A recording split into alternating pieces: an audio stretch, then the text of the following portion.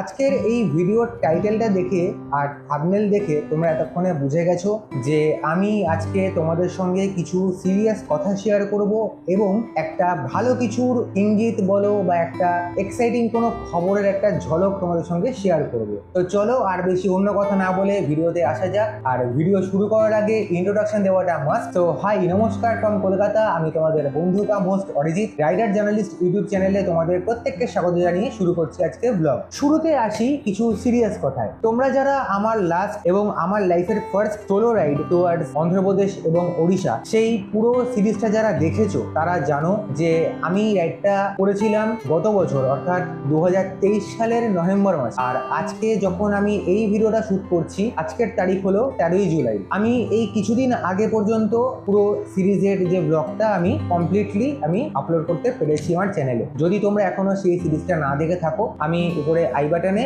এবং এই ভিডিওর ডেসক্রিপশনেতে প্লেলিস্টের লিঙ্কটা আমি দিয়ে দেবো, সেখান থেকে পারলে তোমরা দেখে নিও। আমাকে অনেকে জিজ্ঞেস করেছে, দাদা এত দেরি করে কেন ভিডিও এলো বা এত দেরি করে কেন ভিডিও আসছে।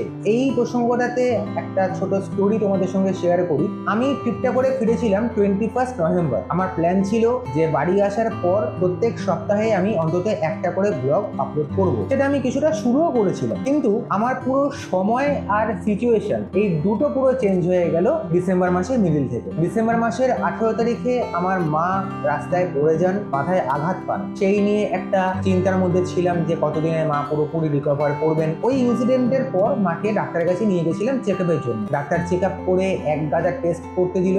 সেখান থেকে জানা গেল যে মায়ের হাই সুগার রয়েছে এবং সুগারের ফলে দুটো চোখেতেই ছানি পড়েছে। এই সমস্ত টেস্ট চেকআপ করতে করতে জানুয়ারি ফেব্রুয়ারি মাসটা কেটে গেল। মার্চ মাসের দিকে ডাক্তারের ডেট পেলাম, মায়ের একটা চোখে ছানি অপারেশন হলো। আর বাড়িতে মায়ের দেখভাল করার জন্য আমি ওয়ান অ্যান্ড অনলি আমার অফিসের যত রকমের কাজ সবটাই আমাকে বাড়ি থেকে করতে হয়েছে। এবং এক্ষেত্রেও আমি আমার যিনি বস তার কাছে ভীষণ গ্রেটফুল যে উনি আমাকে ওয়ার্ক ফ্রম হোমের একটা সুযোগ করে দিয়েছিলেন। যাই হোক, সেই পিরিয়ডটা কাটলো। তারপরে হাত ধরে ধরে পায়ে চলে এলো পার্লামেন্ট ইলেকশন বা লোকসভা নির্বাচন। তোমরা জানো যে আমার চ্যানেলের নাম রাইডার জার্নালিস্ট। আমি বাই প্রফেশন একজন নিউজ রিপোর্টার, একটা প্রাইভেট মিডিয়া হাউসের সঙ্গে অ্যাটাচ রয়েছি। ইলেকশনের সময়তে কাজের একটা প্রেশার থাকে, তো সেই প্রেশারটাও বেশ ভালো মতনই ছিল। আফটার অল পার্লামেন্ট ইলেকশন বলে কথা, সারা দেশ জুড়ে ভোটটা হয়েছে, তো তখনও একটা বেশ চাপের সিজন গেছে বলতে পারো। এবার ইলেকশনের রেজাল্ট আউট হলো 4 জুন।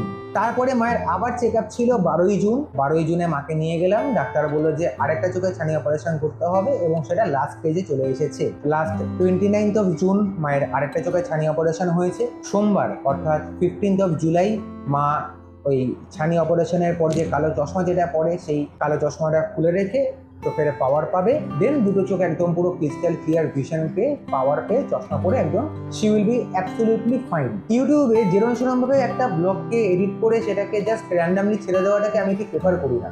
আমি যখনই কোনো ভিডিও নিয়ে বসি, আমি চেষ্টা করি আমি যেরকমভাবে নিজে পুরো ব্লগটাকে ভিজুয়ালাইজ করছি, আমি চাই যে তোমরাও যেন সেই ব্লগটাকে সেই একই রকমভাবে ভিজুয়ালাইজ করতে পারো। ডিস্টার্বড মাইন্ডে বা আপসেট মাইন্ডে বা চিন্তিত অবস্থায় এই রকমের কাজগুলো ঠিক আমি করতে পারি না। তো সেই সমস্ত কারণের জন্য ভিডিওগুলো এডিট করতে আমার অনেকটাই সময় লেগে গেছে। তার জন্য অ্যাজ এ ক্রিয়েটার আমি, তোমরা যারা আমার দর্শক, তোমাদের কাছে হাত জোড় করে ক্ষমা চাইছি।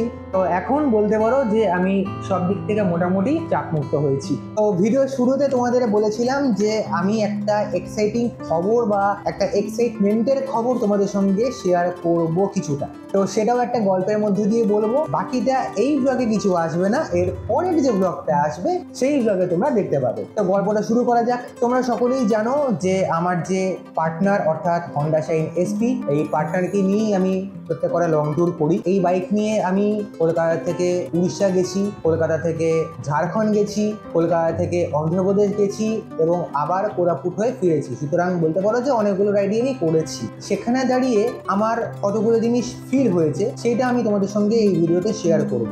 এই কম সিসি সেগমেন্টের বাইক যেগুলো হয় সেই সমস্ত বাইক নিয়ে লং ট্রিপ 100% করা যায়, 100% করা যায়, আই রিপিট। কিন্তু তাতে সময় বেশি লাগে এবং খরচাটা একটু হলেও বেড়ে যায়। 15ই নভেম্বর 2023 যখন বাড়ি থেকে বেরিয়েছিলাম সেদিন বলতে পারো আমার প্রায় 800-850 কিলোমিটারের কাছাকাছি একটা রাইড হওয়ার কথা ছিল। কিন্তু যেহেতু কম সিসি সেগমেন্টের বাইক সেহেতু আমাকে মাঝে মাঝে স্টপ নিতে হয়েছিল এবং আমি প্রথম দিনে আমাকে একটা হোটেলে স্টে করতে হয়েছিল ভুবনেশ্বরে, এবং নেক্সট দিন আমি ভুবনেশ্বর থেকে আমার যে গন্তব্য সেই গন্তব্যে আমি গেছিলাম। তো দেখতে গেলে আমার এই যে ট্রিপটা আমি 7-8 দিনে করেছি, হিসাব মতন দেখতে গেলে কিন্তু আমার এই ট্রিপটা 6-7 দিনে শেষ হয়ে যাওয়ার কথা ছিল। সেখানে আমার একটা দিন বেশি লেগেছে, এবং একদিন বেশি লাগা মানে আমার হোটেলের যে কস্টিংটা আমার বেড়ে গেছে সেখানে। তো এই ব্যাপারটা আমি কিছুটা ফিল করেছিলাম এবং সেটাকে নিয়ে কিছু ভাবনা চিন্তা পরিকল্পনা অনেক কিছুই করেছি। কিছুটা কাজ এগিয়ে ফেলেছি, কিছুটা না বলতে পারো অনেকটাই কাজ এগিয়ে ফেলেছি। আরো কিছুটা কাজ পেন্ডিং আছে, সেগুলো এর মধ্যে ফুলফিল হয়ে যাবে। কি কাজ করেছি না করেছি সেগুলো আমি এই ভিডিওতে কিচ্ছু বলবো না। তোমরা এর পরের যে ব্লগটা আসবে সেই ব্লগেতে জানতে পারবে যে এক্সাইটমেন্টের যে বিষয়টা সেটা কি। তো এটা জাস্ট একটা আপডেটের ভিডিও ছিল, এই ভিডিওটাকে আর বেশি লম্বা করবো না। দেখা হচ্ছে খুব তাড়াতাড়ি নতুন একটা এক্সাইটিং ভিডিও নিয়ে। ততক্ষণ সঙ্গে থাকো, চলতে থাকো, আর দুঃখে নয় আনন্দে থাকো। টাটা।